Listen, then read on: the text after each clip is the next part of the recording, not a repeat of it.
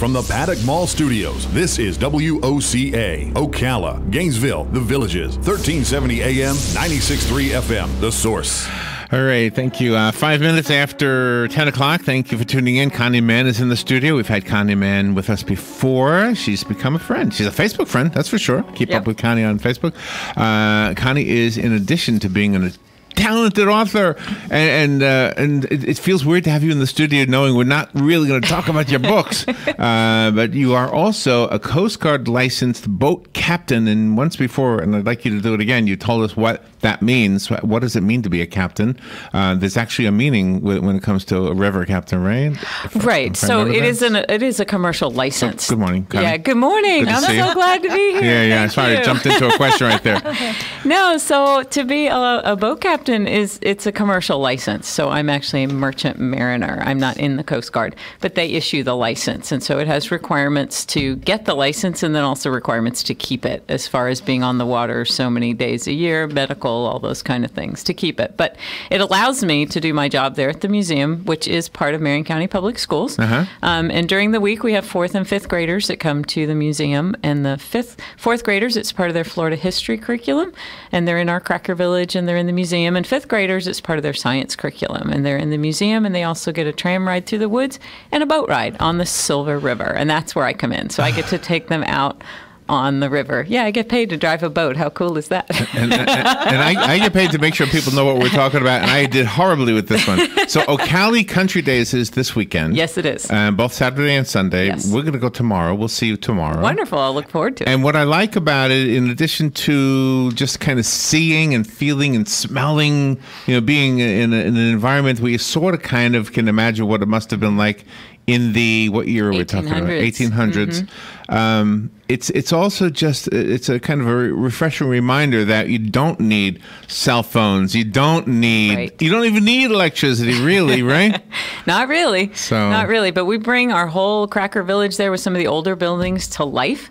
And that's one of the really cool things about it. Do we get to go into those old buildings? Oh, yes. Yeah, the buildings are open to go into. And actually, we're very excited because everybody wants to know what's new. Well, we have 2 brand new old log cabins. We do. That we just finished building. Yes, wow. We just finished. The bigger of the 2 is called the McIvy cabin, and it was named after the family in A Land Remembered, the book that was written. Oh, okay. And so that's how we named it. And there are going to be live cooking demonstrations all weekend over an open hearth there, so people can see them cooking over the hearth in that cabin. And then we also have a smaller secondary cabin we've called Barefoot Willie's cabin. There's a gentleman named Willie who does reenacting with log cabins, and he does it in his bare feet. So he's swinging an axe, and he'll be there this weekend as well. He's swinging an axe. Wow. With his bare feet. And so that little cabin was named after him. And so it's sort of a progression of what the first settlers would have had, and then moving on. I didn't realize the first cabins didn't have bricks. They didn't have bricks, so they had wooden fireplaces. And wooden chimneys. Like the chimney was wood. And so it was built on a bit of an angle, so if the thing caught fire, you could push it away from the building so it didn't burn the whole place down. Oh my gosh, I had no idea. That's kind of fascinating. That is kind of fascinating. So you get to see those. So that's one of the big things that's new this year is the brand new cabins, log cabins that we have. Can we talk about the music just for a second? Yes. Because there's musicians, right? There's lots of music, yes. So in the 1800s, now forgive me for being really naive about this, but how did the settlers make fiddles and strings for the fiddles? How did they do it? What did they make them out of? I don't know about the strings, but of course they carved the wood, right, to make the different instruments, like that. But just they say catgut. Is that really what they used? I believe so. But killed the cat and stretched out the guts? Oh, gosh, I hope not. Bang, bang, bang, bang. I hope not. But they made things with whatever was available, and that's one of the cool things about it is to learn about how some of that worked. We do have a trapper that's there that shows how they tanned the hides and what they did with things and how they made stuff out of them. So there's just so much to learn, so much to see and find out about what life was really like back then. And it's such a period piece because all of the reenactors, all of the people that are by the cabins and everything, they're all dressed the way it was in the area they're representing. They are in period costume, which we think is pretty awesome. And a lot of people have never sugarcane syrup, right? So we've had students there all week. Today is our last student day, where we just have school groups come Wednesday, Thursday, Friday, and they've been using the cane grinder, where you feed the cane in there and they get to push it around, which is something that children used to do, or they'd have a horse or mule or something do that for them. But we have people that will boil the sugar cane this weekend. So both days they And what does it make? Sugar cane syrup. And you can actually use it? Yeah. Do you sell it? Yeah, we do until we run out. So there's people that make a special trip every year just to come buy some cane syrup. Really? It's made on the property. So we have the big kettle that they used to boil it in. So we'll have a crew doing that all weekend. Do you like it? I think it's cool. It's different. It's very fun. I mean, though. what do you put on pancakes? Yeah, it's really good. Is it really sweet? Yeah, but not. It's just different. It's a very different taste, but I really like it. What is sorghum? Is that from sugarcane? No, you don't know? We used to have a listener. He has since passed away. For those old listeners, the guy's name was it Red Oaks? Red Oaks, yeah. He nicest guy, and he heard us talking about one time, and he brought me a gallon of it. And he swore I would like it better than maple syrup. I really didn't. You didn't? No. Oh no. But it doesn't. I mean, everybody's got a taste, right? Yeah. Where did you grow up, Connie? Actually, I grew up on Long Island in New York. You did? I did. Same place I grew up. Yeah. Where'd you grow up on Long Island? Farmingdale. Really? Yeah. I worked in a factory in Farmingdale. Oh, that's funny. Wow, you seem so like this seems like your natural environment here. We've been here over 20 years. Wow. So this is home. This is home. Well, one of the things I wanted to mention, because you said this once before, and I've told people this ever since, is that your captain designation means you are able to, if you wanted to, take a boat from Silver Springs all the way to the ocean? Well, yeah, the waterway can get all the way there, right? I wouldn't take. But I the couldn't do it, museum right? boat. No, sure you could. Oh, I but could, you okay. couldn't take paying passengers.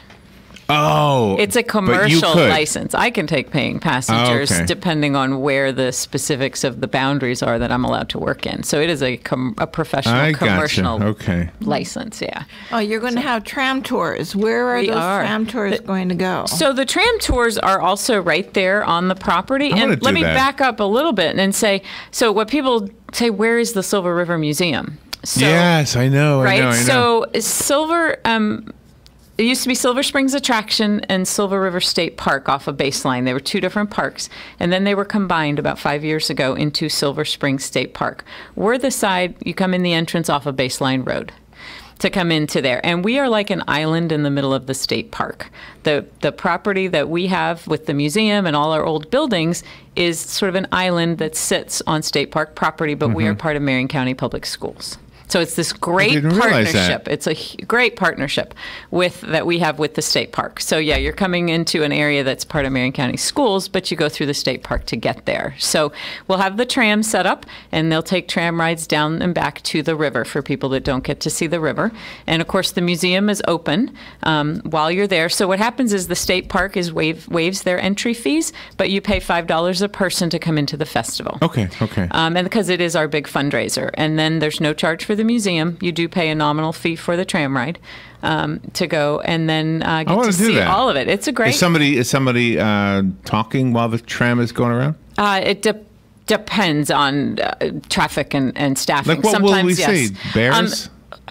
So I will tell you, I've worked there 11 years. I've never seen a bear. I've seen bear tracks. I've really? never actually seen a bear, but I've seen turkeys and wild hogs. We regularly see deer out on the tram ride. Yeah, so it's very fun. Do you know what we did? Robin and I went to the attraction part, the Silver Springs part, and we went toward the back, I guess, and we were walking on the trail that used to be the Jeep Safari ride. Safari, yeah. And that was kind of cool to be back there with it all now just natural. Yeah. It was very cool to see that. It was very cool. Oh, you've got something new, the Ice Age Mammoth hologram. Yeah, so this is fun because Ocali Days, right, is all about our history. But then we have this new high-tech addition to the museum, which is very fun. Inside it, we do have a hologram of a mammoth. And so, oh, wow. So if you go into Does the it museum, look like you're looking at an animated animal? Yeah, he's very cool. And this is all the time it's here? Yeah, it's like a... box that you can look into, basically, and you see him right there. And it's just very neat to see. Oh, I can't wait to see that. how they animate him. So, yeah, be sure to stop into the museum and check out our very own hologram. That's also new. So those are some of the cool things that are happening. Also, lots of music, right, is going on, which is very fun. Saturday, we're excited about Sheba, the Mississippi Queen, and the Bluesmen. And that's a band? Yeah, they said she's both a singer and a songwriter with a style they say will melt the soles of your shoes and switch gears in a heartbeat. They said her vocals are soulful, sultry, comforting, and powerful, dripping with emotional power. Nice. So she'll be there. And also Sweet William, Billy Ennis, is also going to be there. He's from Palatka.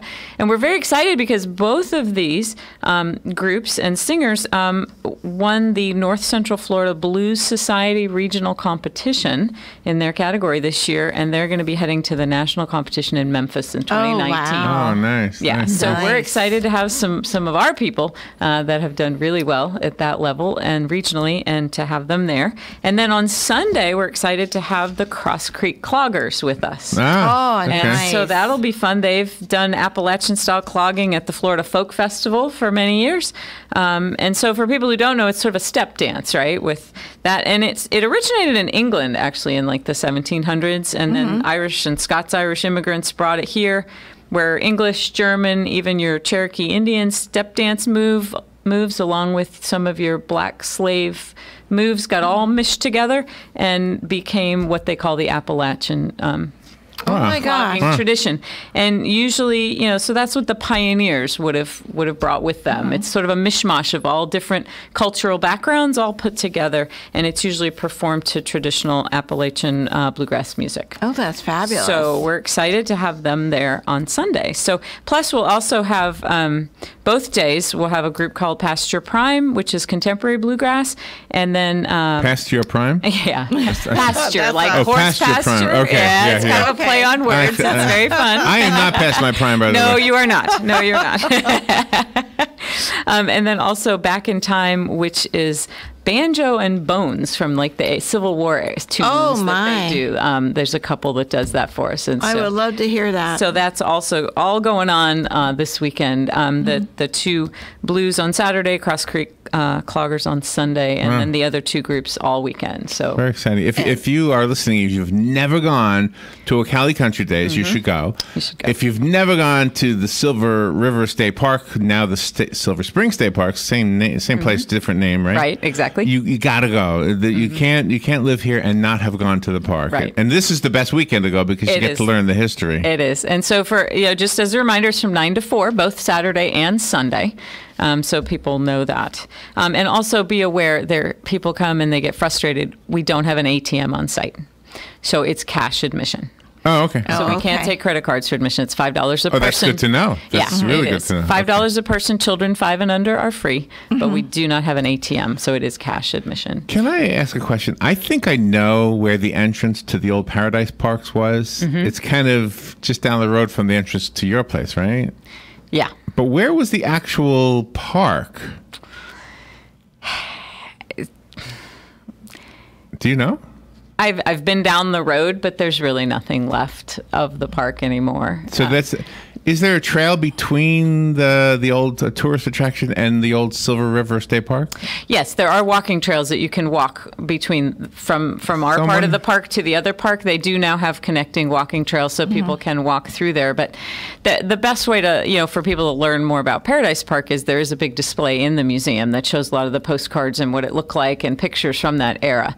Oh, really? That are there's a separate display in the museum about that whole. We actually had some guests in the studio who were the children of some of the people who were like instrumental in Paradise Park, and I can't remember the family Ross name. Allen's equivalent, and I can't remember the gentleman's last name. But anyway, so it's an interesting little part of our history, isn't it? That we had a whites only place to swim and go boating. You could swim at that time, right? Yes. Back in those days? Yeah.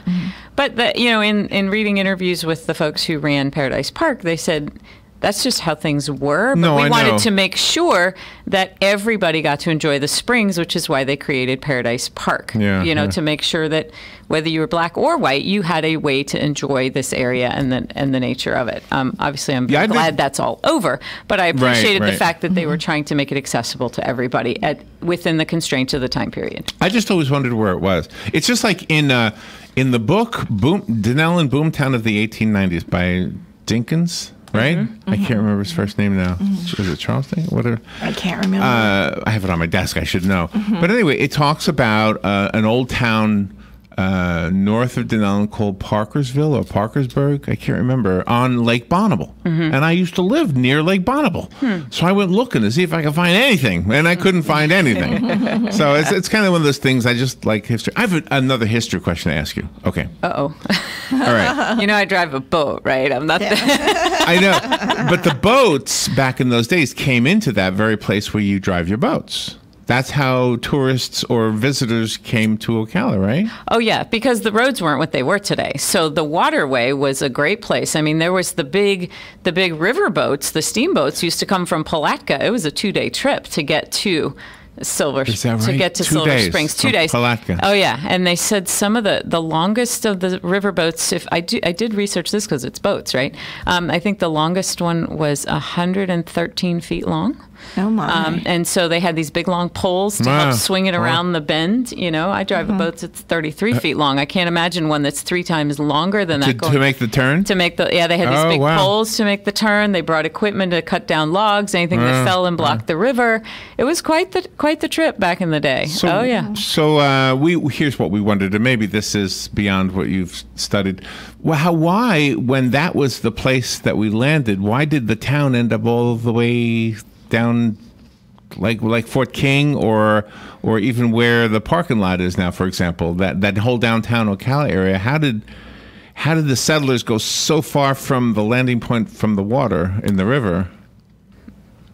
Yeah, again, Just wonder- I don't know the wonder why what the of story that. was I there. really don't, because I know at one time they had a railroad station there. You know, there was a hotel there. All those things that helped transport goods and people into Yeah, Ocala. yeah. But I think part of it is because that was the road, right, that went all the way across towards Tampa. So that road came all the way across. So Ocala was kind of still a central location for people coming and going in different directions. That's a guess on my part based on what little I know. But I did want to tell you also, we have a kiln. That's a couple years old. It's how wonderful. But it's a wood-fired kiln, which are pretty rare, right? Any more people are using gas and other things to regulate that temperature. Ours is wood-fired, and it will be fired on Saturday. So if people want to get a look at how that works, you can kind of see. What is it that's used for? What was it wonderful. used for? To make pottery and stuff, Oh, wow, yeah. But really? to have but we're one of the only ones like in the southeast that's still a wood-fired big kiln, and so that's really Really? fun to see. So that will also be going on. We also have our Seminole tribal members, which will be there, which is very cool. They'll be demonstrating some of their traditional crafts and skills as well, which people love to see. And we'll have blacksmiths, we'll have spinners, quilters, treadle sewing machine. I mean, you name it. All the That's cool. old crafts and skills and things will be there, and people love to talk about it and tell you about it. So come ask questions. Yeah, that'll be absolutely wonderful. And that one year we were there was a lady, and she had a rabbit on her lap. Oh, right, And right, she right. was taking the fur off of the rabbit and spinning it into yarn and thread, and that was really amazing. And the rabbit was just looking around at the people, wasn't hurting it. He liked being groomed, yeah. Yeah. There was another year we were there, and we met a gentleman. The last name, I think he ran the Marion County History Museum for a while. Oh, what was the name? His name is the same as the town, right? DeBerry. DeBarry. Do you know Mr. DeBarry? I do not. And he was there, and he's a Native American Right. heritage. And he said back in those days, if you had a toothache, you bit into this leaf. And he had the leaves with him. And he gave me the leaf, and I bit into it, and sure enough, it numbed your gums. Yeah. Oh, how interesting. Yeah, is that? whatever that was. I don't know. I bit into it. And then I saw like a purple elephant. I don't know. Right. I was going to ask you about that. But anyway, we also have food vendors. So if you want to, bring the family, come this weekend. I have to do my commercial, right? Bring Sure. the family, come join us, get food. We have 3 great food vendors that are there: Brick City Southern Kitchen, is going to be there. Silver Springs concession, and for healthy stuff, Beam Me Up, where they have healthy wraps and other things, so you have different choices for food, plus all the other great things we've been talking about. So 9 to 4, Saturday and Sunday at the Silver River Museum, which is inside Silver Springs. You will walk away knowing so much more about this area, right? I hope so. Right? Yes, it's a great event, and it's all in the Silver River side. Yes. Right? Okay. Right. It's off of Baseline, so the entrance will be off Baseline. Yes. How long does it take to walk across to the other side? I haven't personally done it. I get to go by boat. Nice. How long does it take by boat? Well, to get down the river to our dock, it's about a half an hour. Is that right? Yeah. Wow. Yep. You said you're going to have old-time puppet shows and hands-on activities for the children. Right. There's usually a scavenger hunt in the museum that kids get to do. And also we have a puppet show, which is really awesome. Kids don't get to see that kind of thing anymore. And it's all based on our history of the area. And they love the puppet show, which is really fun. And you're going to have a Civil War cannon that's yes. fire. You need to know, just so people are warned ahead of time, the cannon does fire every hour. And even though we know it's coming, it makes us jump every time. Is it a blank, or is there actually a ball that comes out of it? No. It's a blank. Okay. They say, No, nobody's ducking. We're good. But we do have, the encampments of the Confederates and the northern side, and it's just very fun. The Yankees. The Yankees, yes, we do. Oh, the reenactors then. They are, yes. So we cool. have reenactors. Oh, we have so much. I've probably forgotten half of it, but those, hopefully we've hit the highlights of all the fun things. What do you call that war that happened in the 1800s? What do you call that war? It's Civil War in the history books, right? But I know a lot of local people will call it the War of Northern Aggression, right? Some will, yes. Yeah, and they're very adamant about that too. There are some folks who are, yes. Yeah. So does that ever happen? I mean, do you get that? I don't want to say argument, but does that debate come up in the classes? In the classes, again, I work on the 5th grade science side of it. So, but I'm sure I know they talk about all of that. It's all part of our history, right? And so, and I know when folks come to the event, we have your reenactors and all the period dress, and they're more than happy to talk about all of that and talk about just that part of history and the mindsets and how people came at it and what some of the tools that they used and how they survived. It was just really cool. The weather's going to be good. Yeah, we're hoping. That's what I heard. From what we hear, fingers crossed. We always want good weather. And what's nice about the Silver River Museum side is you can tent camp there, and you have cabins that people can rent to camp in also. Correct, they do, but I'm pretty sure they're booked up this weekend. Yeah, but, probably. But it is a beautiful, beautiful park, and we love it, and we're so excited about our relationship with the state park. They are very good to us. Listen to this, Connie. Partly cloudy skies, high 74 degrees. Oh, beautiful. Perfect. It's going to be a really nice day. Yes, really nice day. Will you be giving boat tours also? No. Up and down the river? No, we can't. It's just too many folks that come to see us. So we'll be back to doing that with the students next week. But that's why we do have the tram ride. So if people are here, they can at least take a ride down to see the river, which is, of course, amazing and gorgeous. I love the photos you post, by the way. You get to see some amazingly beautiful things. I do. I'm very fortunate. Yeah, I'm very fortunate. And at amazingly beautiful times of the day. Like, I don't know that I've ever been on the river, because you get out there early before the mist even lifts. Yes, which is one of my favorite things. So for folks that don't know, the river's 72 degrees. And so on a cool morning, right, then the steam rises off the river, and it's beautiful. They call it river smoke. I live vicariously through you. Do you know what happened one day? Rob and I went to Silver Springs one time, and it started to rain, so we ducked under the overhead, I guess by the Sea Hunt dock or something like that. Yeah. Okay. Yeah. And while we were waiting for that, I guess they were getting ready to close, and one of the rangers came up and said, "We're getting ready to close." And I said, "Okay, we'll just take a video of these birds. These white birds were coming in." And he said, "Oh, they come in every day." The white ibis, yes. Talk about that just for the listeners. Yeah, it's really cool to see. It's like they have this internal clock, and when it starts to get dark, they all come flying in, and they roost in a particular group of trees every day. There. Yeah, it's really, really cool to see. I don't see it every day. I'm not there every day, but I have seen it quite a few times, and it is impressive. For the listeners, it is impressive. I'm going to guess beautiful. Thousands of birds just start flying up the river. Where'd they come from? wherever they've been all day. And then they end up in one or two trees, right? They've picked where they're going to stay, strength in numbers, I guess, and all that. And they've picked out their night roosting spot, and that's where they go. Oh my God, you got to see this. Does it change as as sunset gets later and later or earlier and earlier? Do they change their habits? Again, I haven't been out there consistently enough to keep track of that. Sorry. Connie, Mann, thank you so much for coming in here. Thank you for having me. We could have gone a whole hour. We didn't need to stop. So the 2018 Ocali Country Days will be tomorrow and Sunday. Go to the Silver River Museum and see all they have. Do you still have that big not dinosaur, but that big mammoth, monster, whatever the thing was? Mammoth, yes, in the museum. Absolutely. Come check him out. How tall was that? Excellent. You said 9 feet tall? Looks pretty tall. He's tall. How fast could he run? Somebody told me 70 miles an hour, and he would eat people, right? He has teeth. He has teeth. He's not eating the people. Bigger than my head. He's not eating the people. No, but he could have, right? And that was found right there in the river. There was one found not far from here. Yep. Oh my gosh, isn't that amazing? All right, it is. Connie, thank you. We'll see you tomorrow. You. All right, looking forward to it. Thanks again. All right, let me play the music because I messed my mark there. Thank you, thank you, Connie. We'll be right back.